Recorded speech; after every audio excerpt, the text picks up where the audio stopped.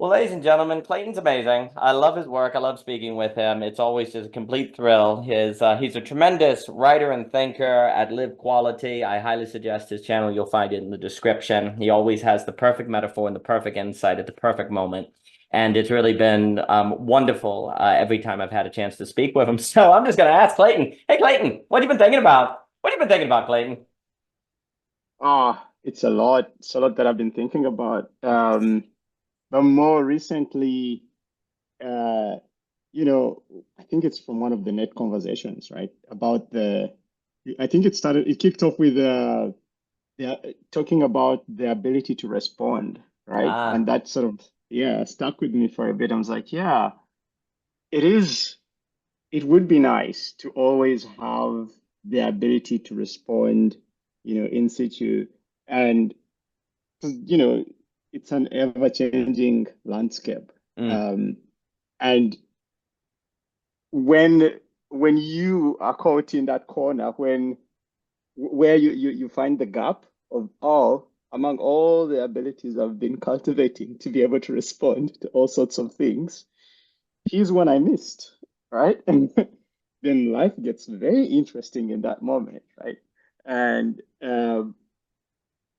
it's interesting in a challenging way. Like mm. last evening with the kids for Friday movie night, we watched Inside Out 2, and we're watching Oh, all the emotions, right? ah. And and learned a lot about anxiety. It's like, oh, it's trying its best. It's doing what it believes is the best for you. It's like all the emotions. I don't know if Sure, anyone has sure. really spoken to them. Yeah.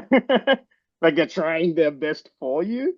But the part I think they missed to like really focus on was, yeah, I mean, all the emotions and all the other things are happening are doing the best for you, but you still have to make sense of it and organize it and decide, what to work with, which direction to go.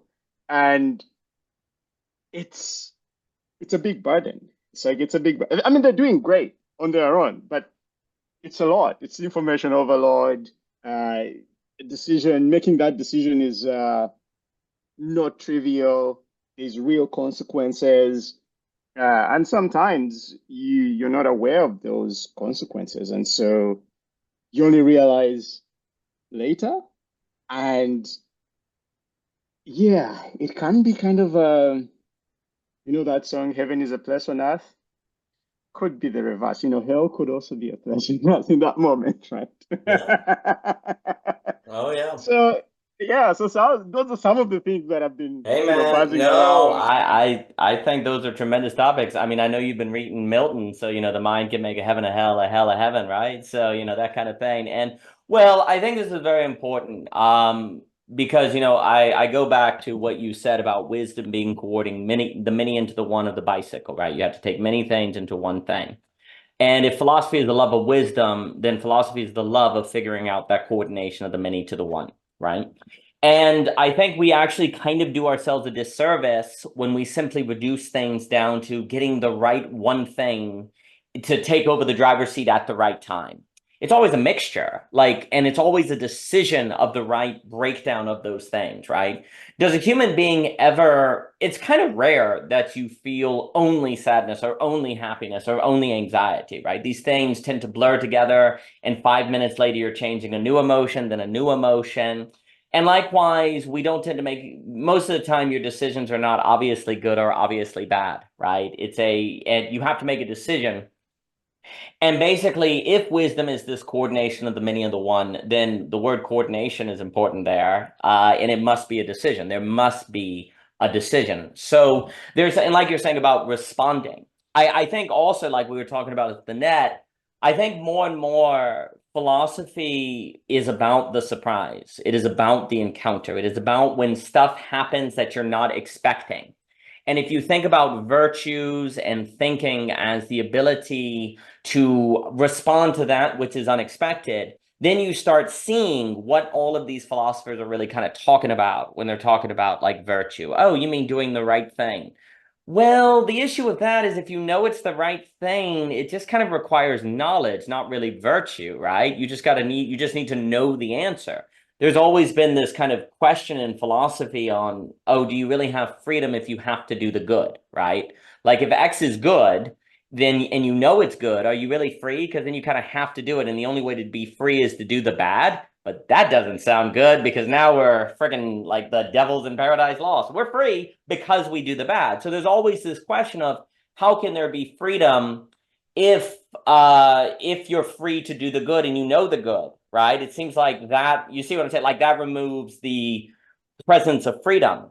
Well, if actually the good is not always self-evident, and in fact, usually in the most important times it's not, it requires a certain discernment and the ability to figure out what the good is live in a surprise situation. Well, then freedom, it's very clear humans have freedom. Because there's a live decision of what is good and what is bad, and it's not relative. There are better decisions than not, but it's in those live situations. And so more and more, I think focusing, like obviously Mr. Alex Ebert, The Encounter of the Limit. We were talking with Jockin about where you go to the bar and everything doesn't work and you're able to respond to the surprise. More and more it is clear to me that having encounter and surprise as at the basis of your thought should be your starting assumption. Like if there is no encounter or surprise in your thinking, in your philosophy, in your notion of freedom, the good, the beautiful, whatever, then it's probably wrong. Like it's like freak theory, I think, from Mr. Ebert provides a strong metaphysical schema to make encounter a starting assumption that there must be encounter in your economics, in your philosophy, in your politics, in your relationships, and thinking the surprise in the encounter. Likewise, I mean, there's a real sense too. I was thinking about this today, where do you really have relations if you don't have surprise? Like, isn't there a way where surprise is true relation? Like, you can't confuse the other with your idea of them when they surprise you, right? So the more and more online, like Viveki and Henriquez and many people are emphasizing relations as ontological, which I agree with. Relations, you could go to Hegel, you could go to different people. Well, the purest encounter with ontology then is the surprise, because there's no doubt in a surprise that you're relating with something. When you're not surprised, maybe you're just, you're talking with your wife, but there's no surprise. Maybe you're just talking with your idea of them, right? You've spoken about that before, right? Moving beyond your idea. Well, the surprise leaves no doubt that you're relating with something precisely because of the surprise. And so there's also a way in which if your philosophy of love or your notions of love or politics or anything doesn't have surprise in it, the openness and ability to coordinate in light of the surprise, then does it even have relation? Is there actually even relation in it if there's no possibility of surprise? But then, of course, if this is also, and the love of wisdom is the coordination of the many into the one, and the nature of reality is relation, that would mean philosophy has to be about surprise and figuring out how to coordinate the many of the one for the surprise, which if you cannot do, you cannot align with reality because it is relational. And then, of course, it's really hard to know how to respond. Like you were saying at the beginning, it's really hard to know how to respond in every particular situation. But funny enough, this may be, further evidence that philosophy's back, baby. We thought we got rid of it, replaced it with science, but nah, philosophy's, Cadell talks about the revenge of philosophy, right? But philosophy has its comeback precisely because of the surprise, of which then, and then I'll throw it back to you. And I've also been, as another relevant thinker, one of my favorite thinkers is a man named Alfred Korzybski, and he wrote a tremendous book called The Science of Sanity that is like 900 pages in 1933 and full of a brilliant book. And basically, the idea in that book is if we don't have the right framework by which to approach reality, we go crazy because we encounter anomalies that we can't explain, but we can't escape. So we eventually go nuts.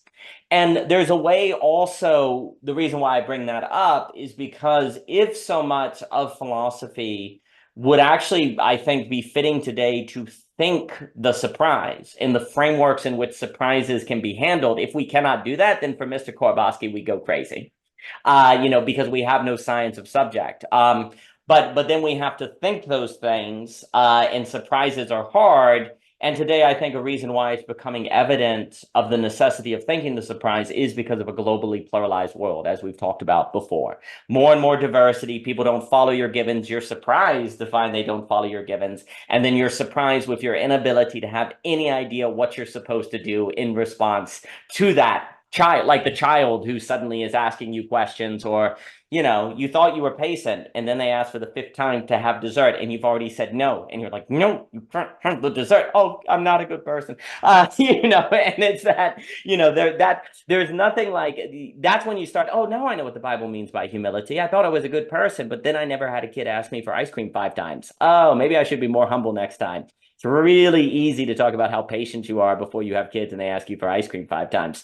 That's a good reminder of humility. But those were some thoughts that came to mind. I'll throw it back at you, Mr. Clayton. Oh wow.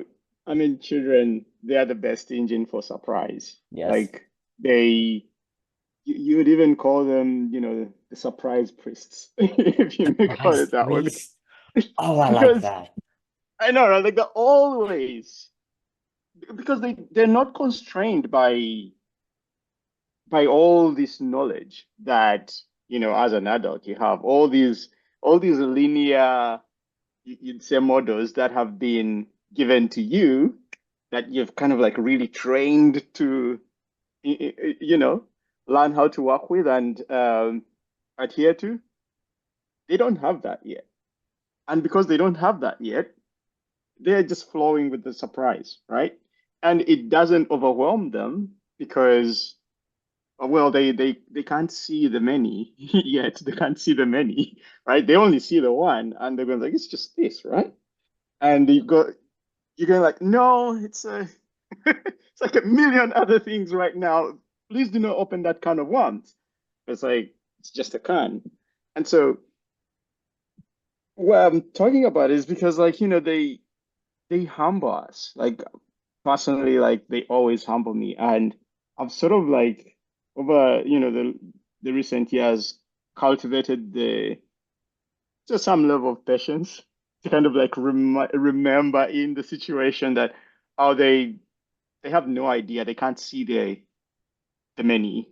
They only see this. So I need to not overwhelm them, but also respond to exactly what they're dealing with in in the best way possible. Now, sometimes you succeed, sometimes you fail. The humility you're talking about.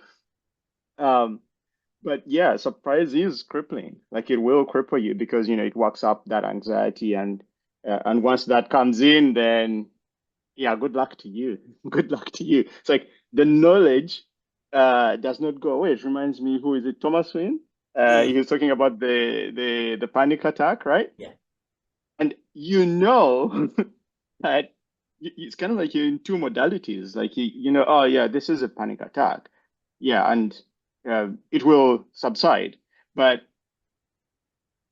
I'm also experiencing it right now. I really have no other way to respond other than panic, right?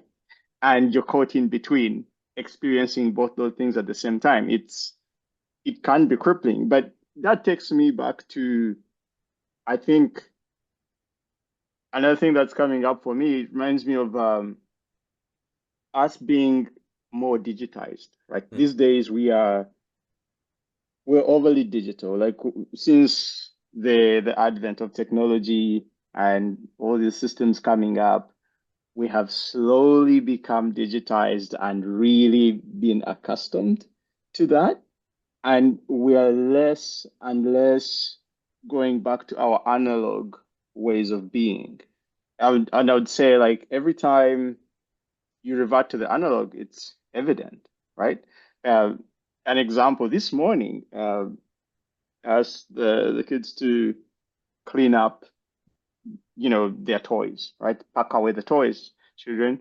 And they do it based off what was obvious. And then there's these other toys that, are not really obvious where they should go.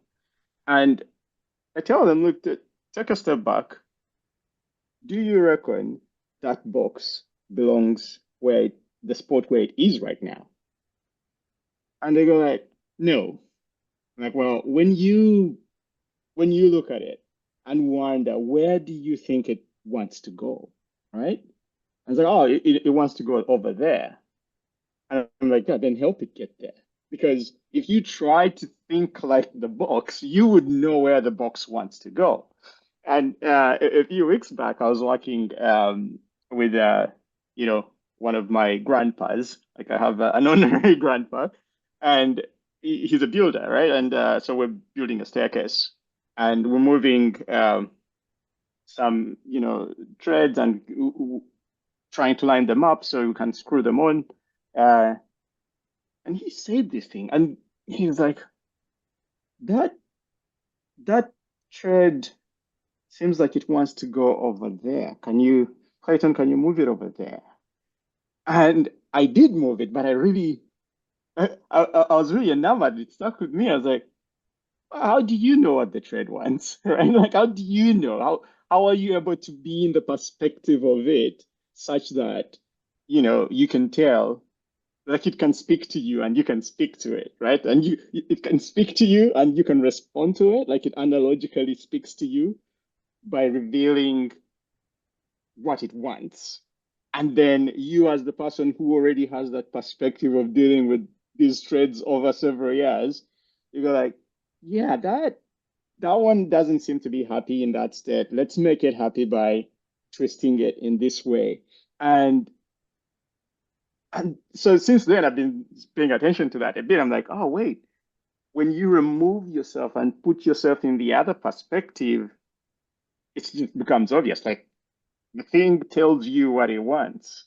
And it's very similar to what I think Viveki talks about this, what the Mars rover scientists are doing with the rovers remotely. It's like they have to have a duplicate one and, kind of like try to embody that rover and wonder why is it stuck and in which way is it stuck and try to turn their body into that shape so they can feel the stuckness and then they may know how to respond to that stuckness. But without feeling that stuckness, uh, they wouldn't know how to respond. And like you're saying before, it's like you need to respond in the right way, in the correct way, but it's not known. It's not known. And a lot of the time we're running because of that, scientific linear thinking, we're running on the assumption that it should be known, should be obvious. Why is it not obvious? It's like, oh, rather than going like, oh, it's we need to find out. We need to investigate. We need to figure out uh, in the situation, in the moment, and as we figure out, it will reveal. And so, taking more that approach, more that modality, I think that's what's going to help us to, even with this whole advent of the AI and stuff. That's how we're going to sort of like overcome the crippling nature because the AI will cripple you with facts. Facticity is like, blah, here's all these things that are true. But the way it presents them is, and this is how I think, like, even the lecturers at unis are catching the students, is because like the AI does not know the nuance of human conversation. So it misuses words. The word sounds like, oh, that word fits there. But if you actually to read it out loud, then it doesn't fit there. It's like, no, that one does not want to be there, right? Like if you feel where the one wants to go, like the one does not want to be in that spot it's been put, and you need to swap it out, which is kind of like the Robert Owen Butler thing, right? It's like you kind of have to sense into it. You have to sense into what wants to be there, and it has its own spirit almost. It has its own analogous way of being that if you figure out how to sense into it, it kind of like starts to become obvious. It starts to reveal, oh, this is what you need to do. Because then all of a sudden it's like, oh, light. Light is not behind a button that you press on and off. It's like that's one way we're capturing it, but there's all these other million ways. And you'll notice like when the power goes out, then you have to find all these alternative ways to do it. But yeah, so I think we, speaking of global pluralism, I think one of the solutions is kind of like reverting to the analog and sort of like not discard the digital, but pairing them, pairing the digital with the analog. Because I think right now we're mostly throwing away the things of the old and going like, yeah, that's old stuff. Let's just go with all this new stuff. But I think bringing them together and figuring out how to work with them or make them work together to respond to the situation uh, and sort of like feel into it. I think it can be very powerful if we start to do that. Anyway, I'll pass it back to you. No, you said a bunch of brilliant things. First off, one of the things I wonder is if these students are reading back on these essays from ChatGPT and they themselves cannot tell that this is not how a human sounds. I do worry that then younger people actually, it's just like I think Viveki has pointed out. One of the problems is because we have freedom, we can tend to identify intelligence as AI and thus begin to make ourselves like the AI. And then, yeah, AI can replace human beings because we chose to conform ourselves to that form of intelligence and lost the capacity to see we so conformed ourselves. And thus the road out is lost, that Kierkegaardian total depravity where you're depraved because you don't even know you're depraved, right? So I wonder about that. Second, I think what you were pointing at there, the digital can have a role of help training this capacity of the sensing into what might be aligned with the Bergsonian intuition that then we are to use in the analog. It could be a training area to coordinate people together who want that training, who then have the capacity to feel into and to kind of advance that and to gain that capacity, that you are then bringing that almost sixth sense of the intuition, of the feeling out the form, the self-forgetfulness that you're then bringing into the analog, which you could associate with that capacity of identifying this is not where the wood wants to go. This is not where the box wants to go. That intuition, now the word intuition is tricky to use because it means many things for many people. When I'm using it here, I kind of mean it like Bergson does, where it almost has a kind of mystical feel to it. But I would also associate that intuition or that feeling of the wood wants to go here with a sense of the Platonic form, actually. Like, oh, it's not in the form. It's not forming right.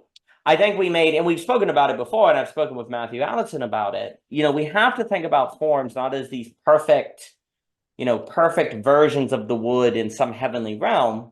The way Plato seems to describe it in book 7 is as the orbits of a planet. Like it is the orbit that a thing follows when it is itself, the way a thing unfolds.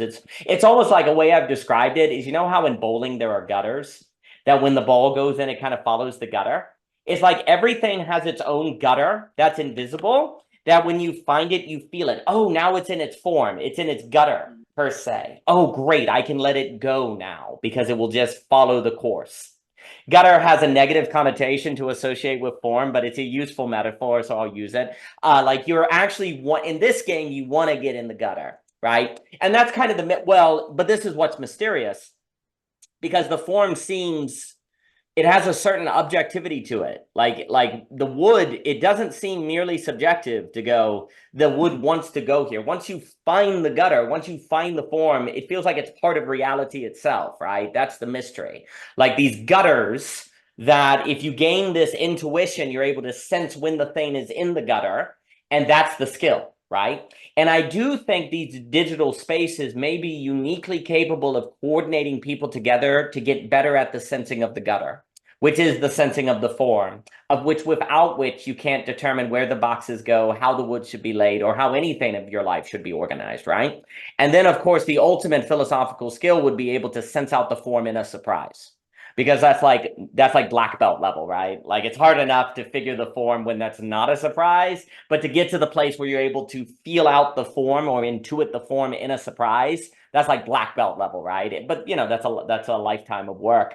A few more things. I do often think, like, when philosophy, I personally like hate trolley problems and I hate like philosophy thought experiments. Like, imagine you fired a switch and it was ballistic. I hate those. I really do.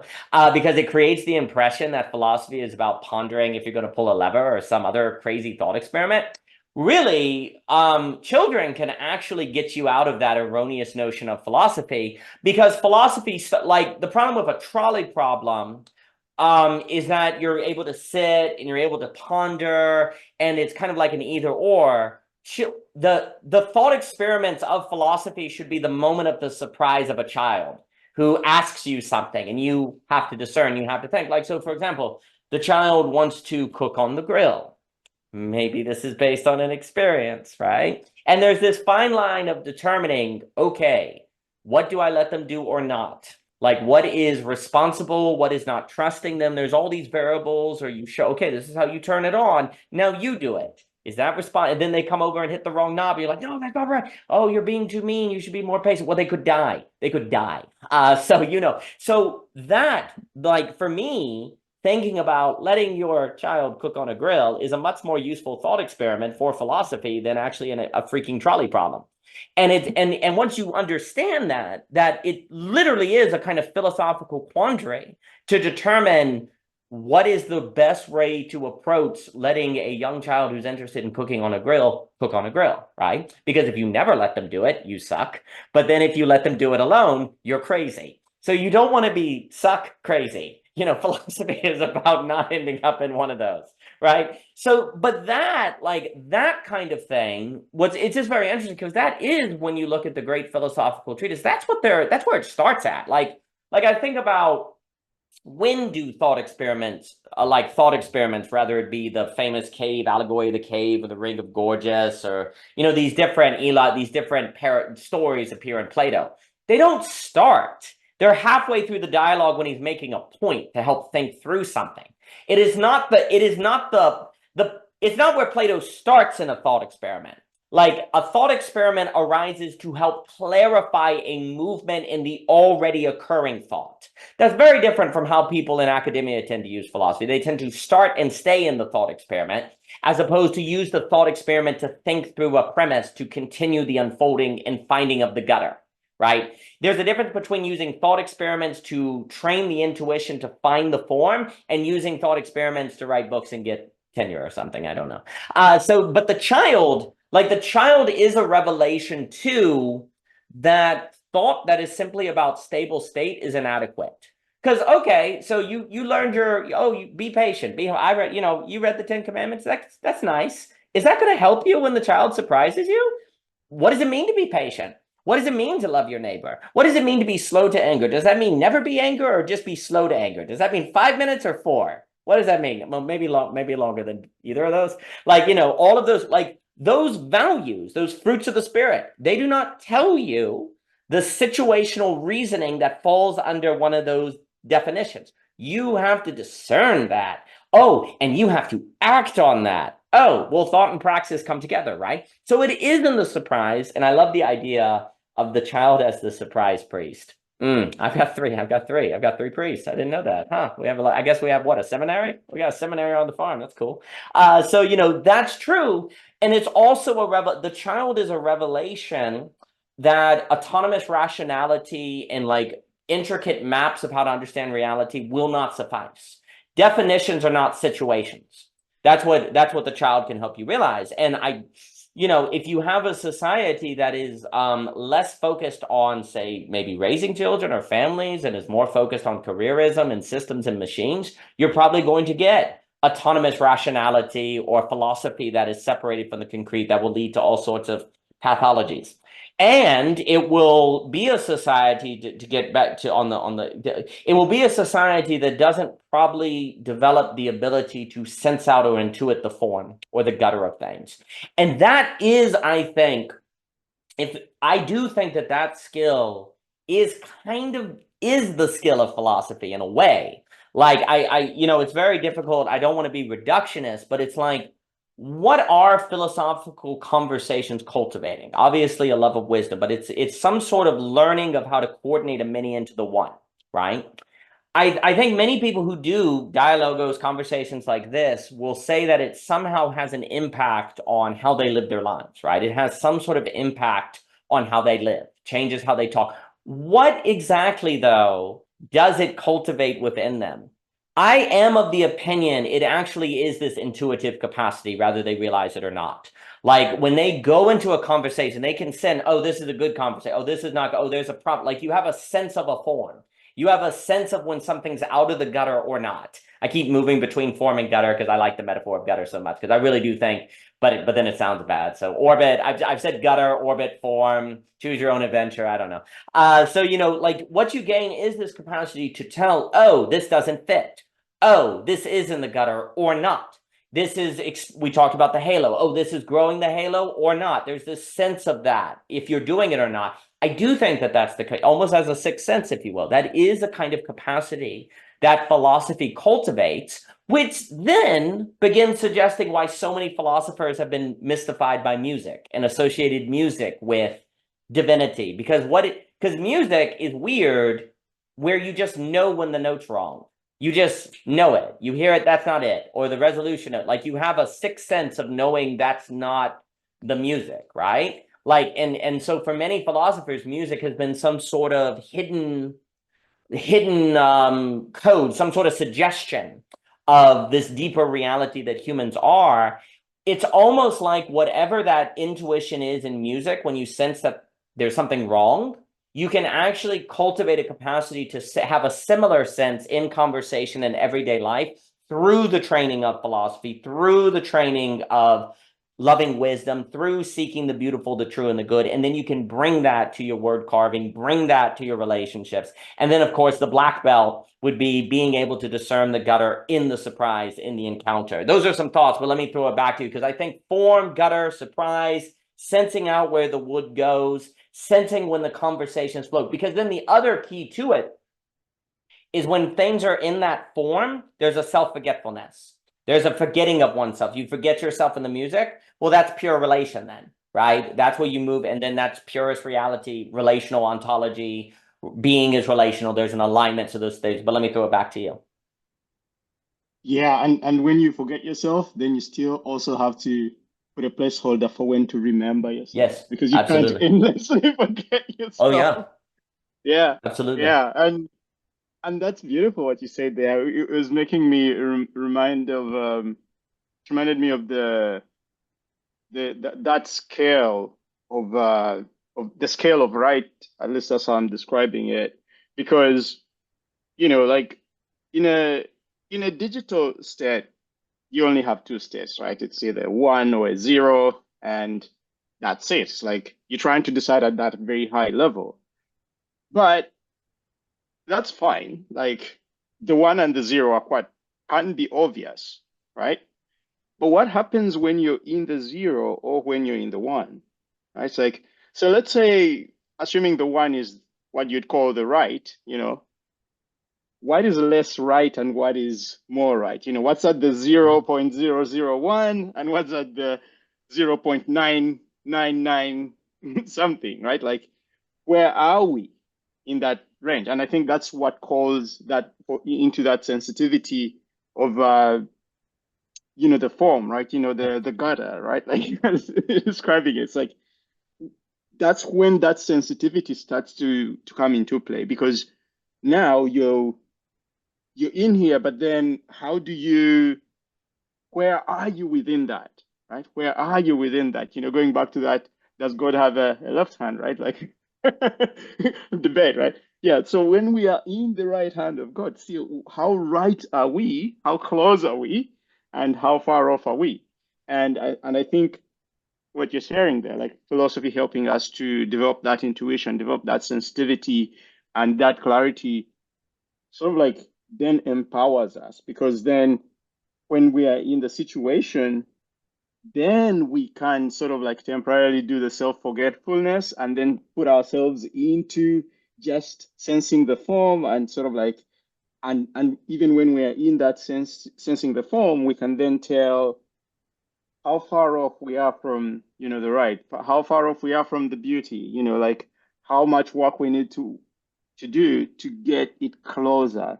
And and I think sometimes the whole 0-1 situation sort of like blocks us into those absolutes. It's like that absolute thinking. It's like it's either this or that and nothing else. But most of life is in the gray space, really. It's like like we're saying, it's like you have to discern in the moment because there's going to be things that belong and things that don't belong. Uh, Even if they still all seem like they belong together, you still have to keep taking them apart.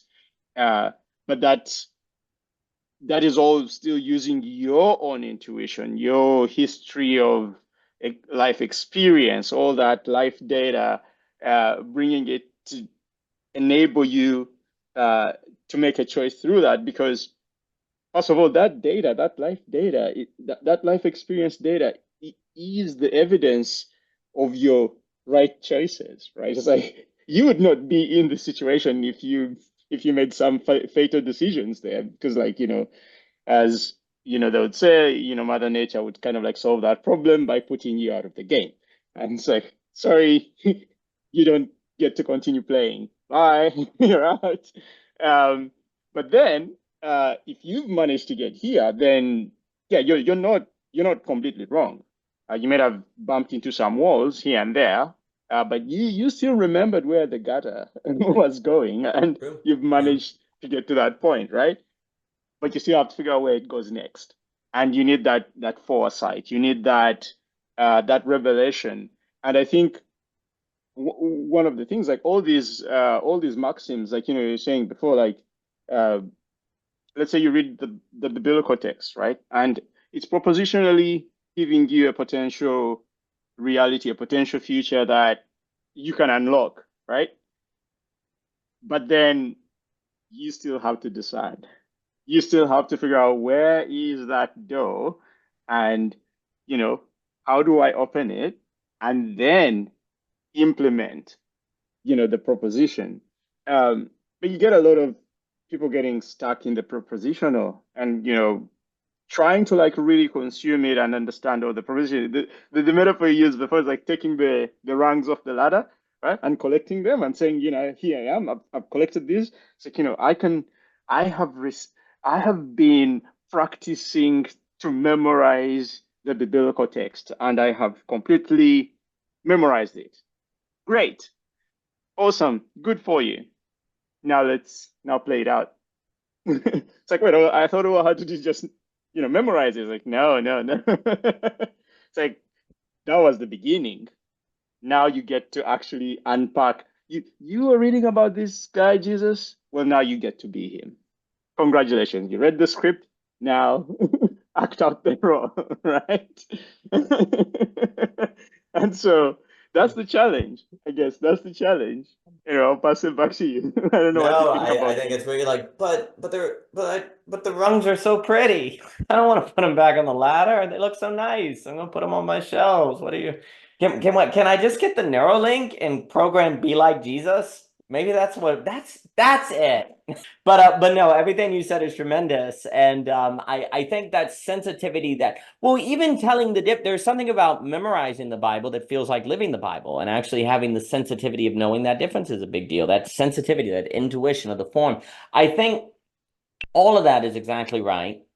And it makes me think too, I always am a fan, and I think Walker Percy's essay called I believe it's the Delta Factor, where he's talking about this moment with Helen Keller, where there's this one moment where Helen Keller doesn't know that this symbol in her hand means the water. The story is that Helen Keller is deaf and blind, and they're trying to teach her language, but she can't, it takes a very long time. But there's this one moment finally where the movement in her hands, he realizes, oh, that represents this water I'm feeling over here. And then it was like an entire world opened up to her, because then the entire concept of symbol or word or language abstraction appeared. And for Walker Percy, he actually basically suggests that this delta factor is kind of the most important thing to think in what is language, and ultimately what is the human being as language animal. There is a moment where Helen Keller really did not know what a abstraction or a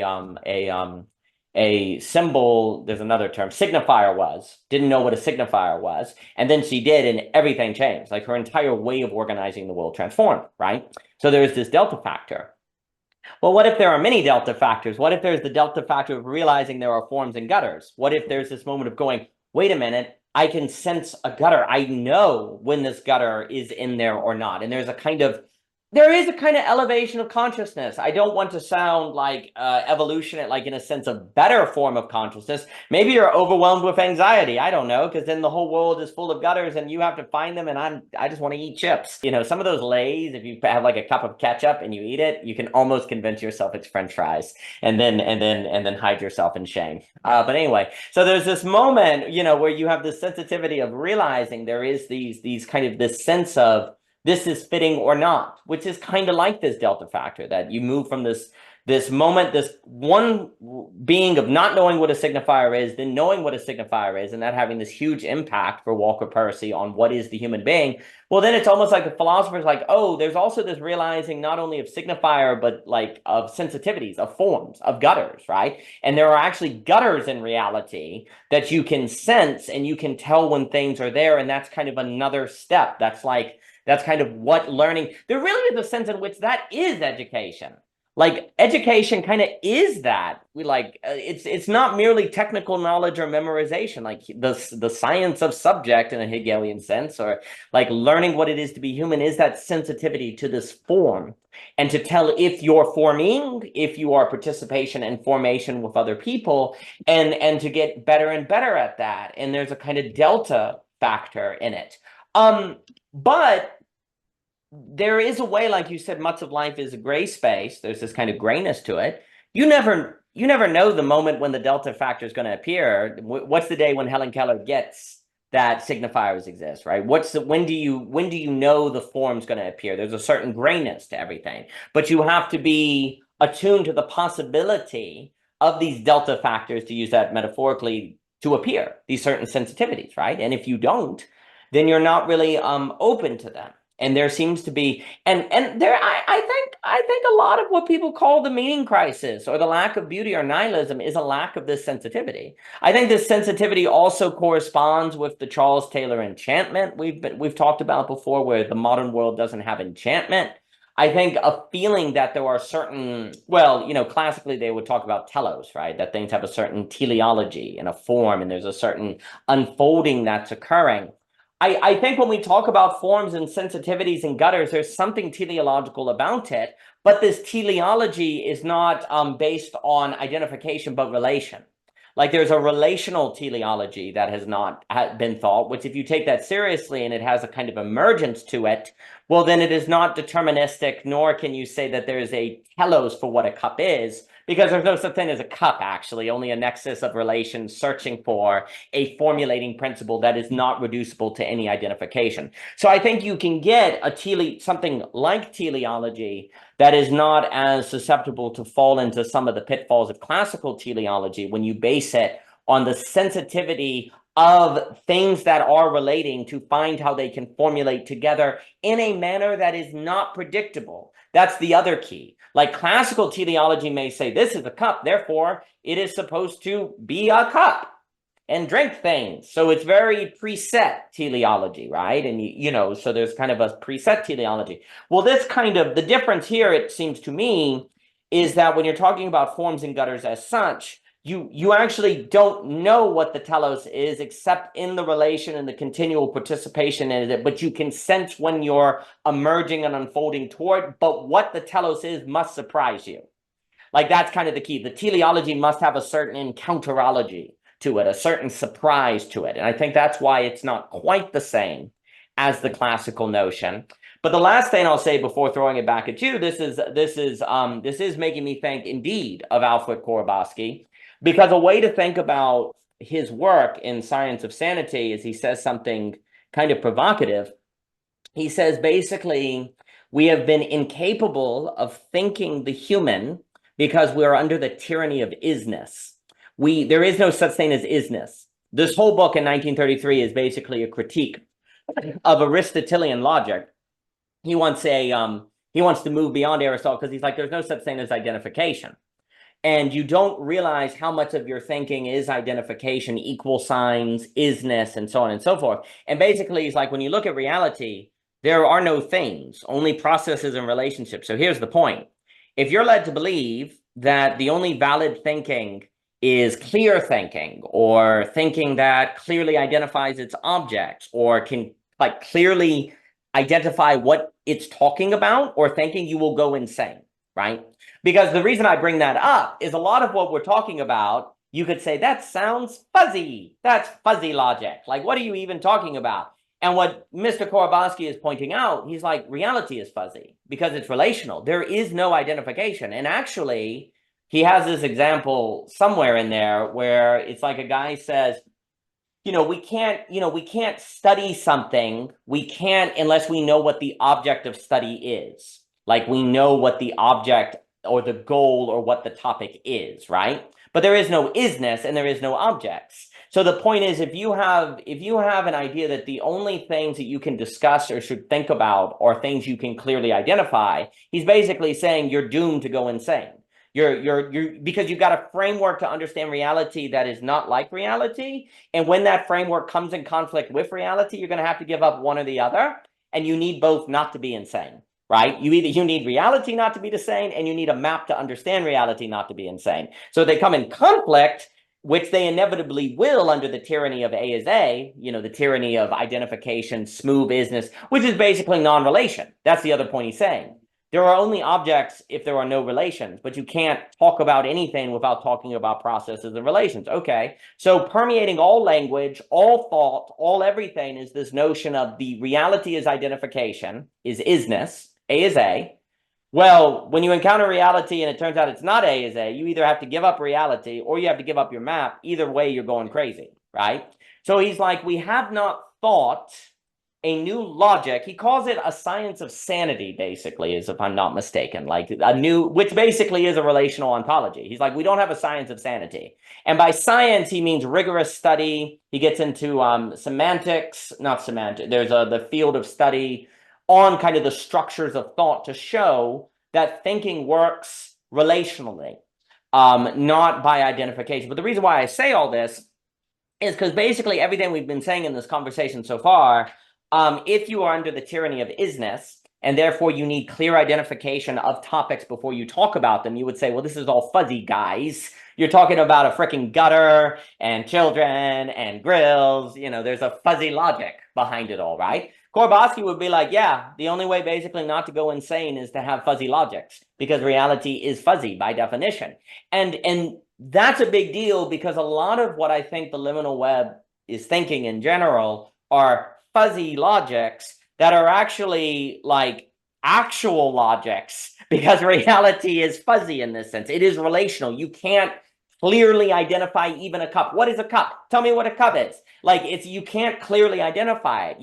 You see patterns. Like if we look at Hofstadter's book with Sander on surfaces and essences, like even a cup is simply an analogous judgment, like we talked with Guy Sinstock, of what is a cup falling under a category, but there's no clear equal sign. It's all categorical analogy, right? Well, yeah, it is. And if we're not allowed to think that, though, then you're never going to have a society that's training and using philosophy to get better at sensing gutters and forms, because that's fuzzy logic and it's not a real object and it's not a real study. And therefore, you have defined as real studies that of which must make you choose between your map or your territory. And if you have to choose between those, you go crazy. So we have no science of sanity. And basically, this is like Alfred Korzybski basically said the following: if we do not, he calls identification basically a disease. It's a mental disease. Isness infects the mind, it infects consciousness, and it's spreading through all fields and economic science. And he's like, if this mental virus of identification equal sign isness is not stopped, you will have a world that loses sanity. It is not sane. Which, if you follow the mental health stuff, or if you look at politics, or you look at anything, it seems like there's a point there. So it's all, for me, very related, because basically this capacity of sensitivity, this capacity of sensing the forms in the gutters, that is necessary for sanity, following Korzybski. If you do not have that capacity, you will not maintain sanity. You will. That doesn't mean you'll be a psychotic, but it may mean you're lost, you're confused, you're nihilistic, you're not able to maintain a sane orientation to reality. But let me throw it back at you. Yeah, wow, that's so beautiful the way you said it. And it reminded me of a recent, there's a movie I think coming up called The Conclave. It Mm, has this guy, Ralph Phineas, as one of the characters. And in the trailer, he speaks about the scene of certainty, right? It was so profound, like I had to write it down. So it said, if there was only certainty and no doubt, there would be no mystery and therefore no need for faith.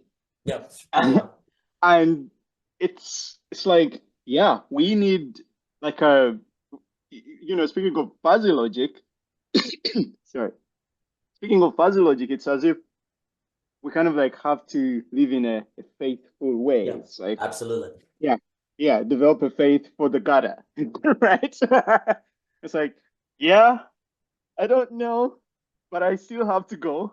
Yeah, And I believe I will know the path of the gutter. Like from everything I've known, like from this far I've come in this gutter, I should still be able to see the next steps, right? And momentarily, hold off the anxiety of, lacking the certainty and still find a way to go forward. So yeah, for me that deeply resonates. And I think that is the challenge. That is the challenge with the whole digital. I refer to the digital because I don't want to use all the other philosophical labels we have, because it's, at least we're in the digital era, because that we are very sure about. And I think it's because of that, like trying to escape uh, that digitization. We do need to develop a faith. We do need to develop that capacity uh, to forego the strong appetite for certainty and be okay to not know. Kind of like, if they want to light up the grill, let's solve the problem in situ. Let's figure out what is safe, what's allowed, what's not allowed, and the situation will tell us. The grill may also have something to say about this, right? And of course, like all the parties involved. Um, but yeah, and I think like the more we do that, that is, as the globe continues to polarize, that is sort of like how things then start to level out. And all these disparities, these gross disparities that we have, can start you'd say this fuzzy logic approach can allow us to start overcoming the difference. I was talking to a friend yesterday, and they were telling me they went on this date, and right in the middle of it, I think they were playing to get out of an escape room. Uh, the date disappointed them because they seemed to not respond to a certain challenge that they had to overcome as they expected. Um, and I asked them that, so did you always respond right to all the challenges in the escape room? And they said no. I was like, why do you have that expectation of them? Because uh, it seems unfair. And after going back and forth, the friend reveals that, oh no, it's because they were my date. I had this expectation of them of how they should be, right? And that sort of like tyrannized them into not seeing all the other possibilities of this individual, right? And I think we do get trapped in a similar way, because you have to escape that temptation to bucket down the person into just the one instance of what you probably want for them, because you never treat yourself that way, right?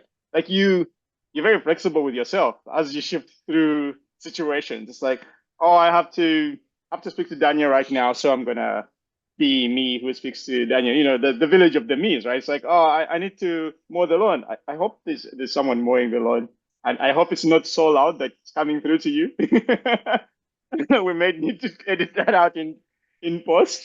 Uh, like if you don't treat yourself that way, like you give yourself the grace to allow yourself to shift in the gray, fuzzy situation of life, when you're being, when you're temporarily playing a role, you don't completely discard all the others. You have them in the background and you give yourself the grace to switch between those roles. And when you make a mistake, it's okay for you.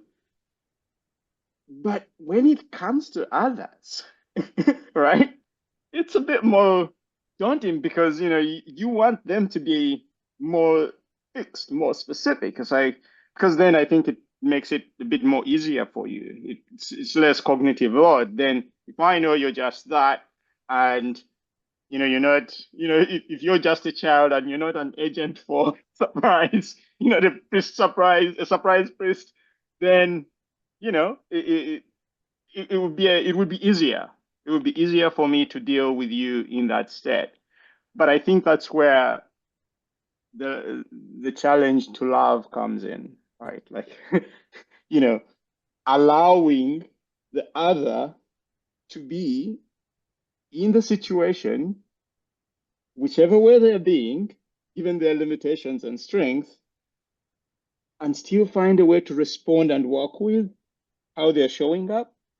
Uh, then loving just stops being an emotion, right? It's not what you feel.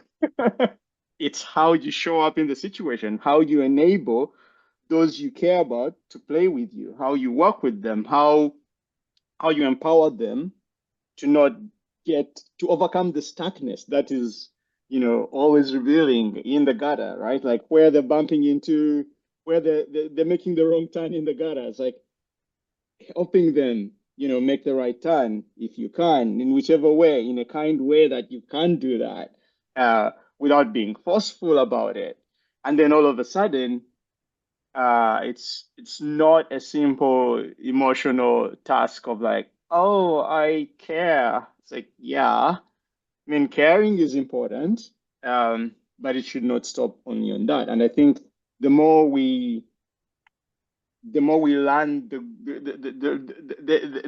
requirement on us on how to be able to respond in a loving way, in a kind way to someone going through a fuzzy logic, right? Dealing with a fuzzy environment, just like we are, then it brings us closer to sort of like improving the way we're relating. It's like then the relation is more apt, then it's going to kind of like be more fitting the way we deal with that, because then it's not simply uh, stop that, start this. It's not very 0 and 1. It's quite it's quite fuzzy. It's more like, what does it feel like? Where do they feel like going? Where do they want to go? What do they want to achieve? And how can I help them get there? Kind of like what speaking with the wood, what is their form, right? And how do I relate to that form without fully uh, dismissing my form and bringing it along and sort of like making it, try cultivate a kind of like flow or whatever, group flowy type situation. Um, yeah, it is, as I speak about it as well, it keeps becoming enormous. And you're going like, oh, wow, it is getting more and more complex. Yeah, I don't know. What are some of your thoughts on that? No, I think that's all brilliant. Well, I think the issue is that a lot of life are it's not really the things, it is the ordering and the relations and the choices and different things, right? So you were making the point of kind of in a relation, it's almost like you're on this set track and everything's supposed to fall this certain way, like with the escape room. But then what's the difference between track and gutter per se, right? Like there seems to be kind of a similarity there, right? Like you're following something. Well, it's the different. This is where it becomes complicated because freedom is like in Hegel, the relationship you could say between choice and determination. So basically, you're thrown into a world where you have determinations. Your X height and whatever race and country and skills or whatever. And most people just live their entire life making choices within their determination. And Hegel says freedom begins when you choose your determination. So what ends up happening is most people just follow a track. They make choices in a track. But really what you want to be able to, while you're in that track, sense new forms, new gutters outside of that track, and then choose them. And then you follow that form. But then one day that form turns into a track. And so you need to choose a new determination, and free will emerges between all of those choosing of forms and then sensing when they've become a tract instead of a gutter or a form, and then choosing again. You have to choose determination and never let yourself stay in a determination. Then it becomes determinism, which means you have no freedom. But then you choose your determinations. And if you didn't have determinations, you wouldn't have structure, and your freedom would make you crazy. So you actually need structure for freedom to be free. Otherwise, you would be unfree from infinite possibility, which would overwhelm you. So the only way to be free from freedom while still being free is to be choosing determinations. All these weird paradoxical moves, right? But how do you choose determination? Well, that requires the sensitivity, the sensing of the form, the sensing of the gutter, and then sensing when that's turned into a track, and then moving, and so on and so forth. That's all fuzzy, though.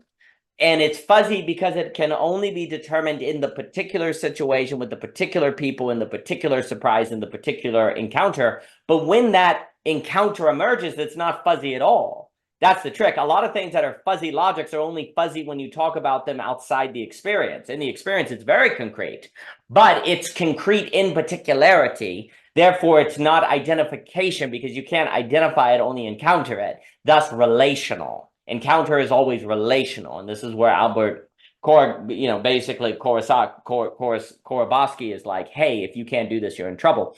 And there is a kind of faith to that. And he would also say that the doctrine of certainty has led to a bunch of trouble, because certainty is only meaningful in a world where identification is possible, the equal sign, and there is no equal sign, so certainty is, it's not even clear what that word means.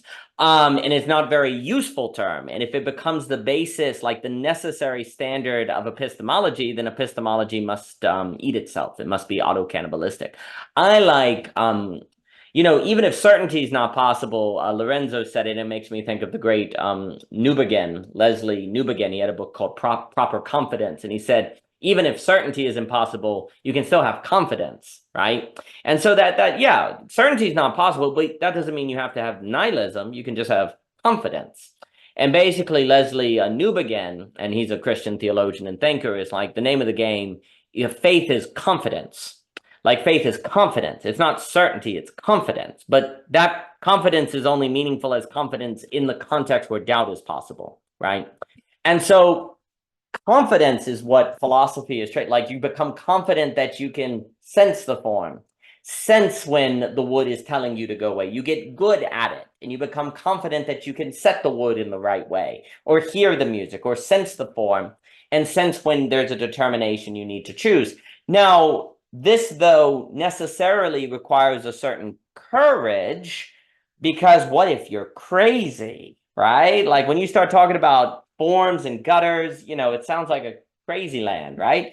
And this is true. And one of the reasons why we wanted to believe in identification is because we wanted to escape religious wars. We wanted to have facts instead of mysticism and magical thinking. And we wanted to escape what I call pitch and risks, right? Because when you start saying that there are these forms that you have to sense out, what if you end up seeing patterns that aren't there? You become kind of like a crazy person, right?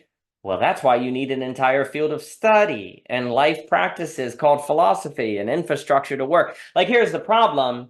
If you're increasingly in a world where the limits of identification are met, where you're losing sanity, like Korzybski warned about, you're going to be pushed into trying things like philosophy or religion or theology, but without the infrastructure or training, you probably are going to just end up in New Ageism or conspiracies or other magical thinkings, because you're forced into that realm but don't have any guidance or have any idea. And then when you go to philosophy class, they're talking about trolley problems. So why would you ever think this is where you need to be? Dang it. So we're increasingly in an age where this sense of a sense, a sense of a missing sense is there. But if you expose people to that, which occurs with diversity and groundlessness, and realizing that the world could be different than as you've grown up, and you're open up to that abysmal realization, you're basically forced into the maze where the Minotaur lives, and you need the golden thread to get through that. And that golden thread is this sensitivity, the ability to sense the form, sense the gutter, sense the thread. And we're basically now throwing a bunch of people into the labyrinth without giving them that maze, and then they get lost, right? So then you have the spread of, conspiracies, the spread of magical thinking, the desperation of political projects, because there's a certain skill here that is missing. That, again, Korzybski said, if you freaking don't develop this, you're gonna go insane. And I think that's what you see. And so I'll throw it back to you, but I think proper confidence, like there is something about like raising children that is analogous to this, because you never get certainty on how to raise the child, but what you can develop is confidence. Maybe very fragile, tentative confidence, because I know that experience of, does the box go here? I does it? Does it go here? But there is a kind of confidence that can be developed, but it's a confidence of the capacity to discern live situations, right? Not to know the answers. Philosophy that's in the business of knowing the answers is in a business of certainty and identification that Korzybski believed was not fitting for the human being. It's rather a discernment of live situations that is going to be tied to this feeling out the form and different things. But then the last thing, I'll throw it back to you. And alas, I do have work obligations. So in about 15 or so minutes, I hate to run, but I suppose I should do responsible things. I'm not sure, in the eyes of the economy or something. But the other thing is, this is also why I think philosophy, in addition to this ability to sense the form in the gutter, also has a certain self-defense mechanism to it, to defend against bad understandings of reality. The David Hume, the totalitarian, the bad notions of identification. Like, you have to literally defend yourself from the mind virus of the equal sign. Otherwise, you get infected. So there's a certain. So that's another, I would just say, is in addition to this sensitivity, the philosophy, it seems like you need this philosophy because there's a certain training against bad ideas, mind viruses, therefore you need mental models. Therefore, you need rationality as self-defense. The problem is rationality in this sense, Benjamin Fontaine, Hume, all these cats, is more of a matter of self-defense. It is not, but if you don't see rationality that way, you end up going in the direction of thinking that thinking is about identification. And once you do that, you mismatch, and then rationality makes us crazy. Rationality ends up being kind of overfit. Rationality ends up being a mind virus. Isn't that nice? So for Mr. Korzybski, but let me throw it back to you. That was beautiful. And the thing still buzzing for me is faith as a form of confidence. That's profound. Like, I haven't thought of it that way, but it fits. Like, it's really, that's what it should be, because I think it feels like the appetite for certainty sort of like captures us, and we want it to be other than that. But I like that the confidence, cultivating that confidence, so that you can have the courage in the face of the fuzzy situation or thing to still be able to rise to the occasion and deal with it and not be crushed by it. And I think when you respond confidently and courageously, then you enact a faith. It's what I think would be labeled that way. But when it's told to you, it's like, I'll be faithful, have faith. It's still not broken down to the level that's applicable.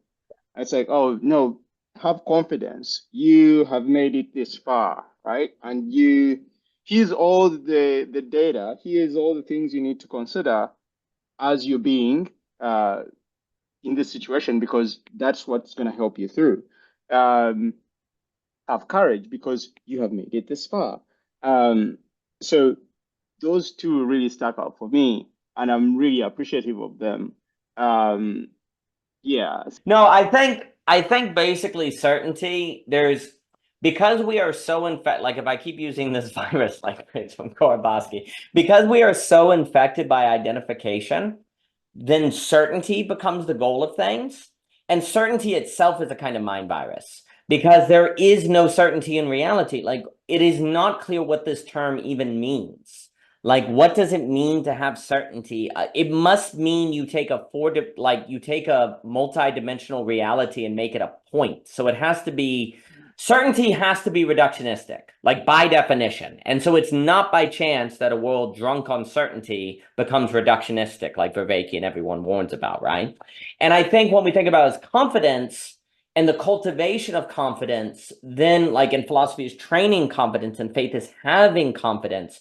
I think it opens up a lot. And I think N.T. Wright basically tries to argue that when the Bible uses words like faith, really it should be translated more like faithful. Like faithful aligns with confidence, right? And so, you're not saying, and faithful is nice because then what he's trying to say is on this ancient question, are you saved by faith or works in Christianity? It seems, bad to say works. He's like, well, if you think about it as faithful, then you see how it goes together, right? Like faithful, there are works in faithfulness, but you're not saved by the works, but the faithfulness behind the works. And so a lot kind of clears up when you think about if we take a Christianity focused on faith, saved by faith, well, when you think about saved by being faithful, well, then it starts making things up. But then, of course, faithful also doesn't mean you're saved by good works or by being perfect, right? You're trying to maintain the commitment.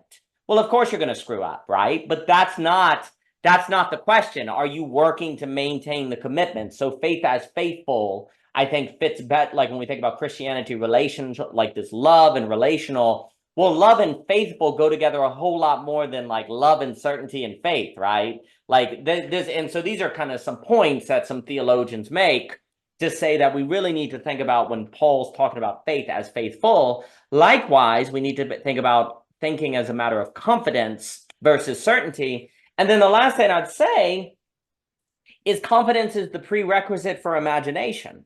Like you can't imagine without confidence. Because you'd be scared or whatever you think is just there's something about confidence that helps you imagine or to see what's not there because you have enough courage to be willing to see beyond what is immediate to you. And you would thus have enough courage to consider the sensitivity of these gutters and forms and to follow them, right? Like if you're going to follow a gutter, that requires a certain confidence that we should go this way, a certain courage that we should go this way, which then I think is an imaginative act. Like, I think C.S. Lewis basically argued that the reason why Christianity and religion in general got in trouble is because it identified with rationality more than imagination, that faith and imagination went together.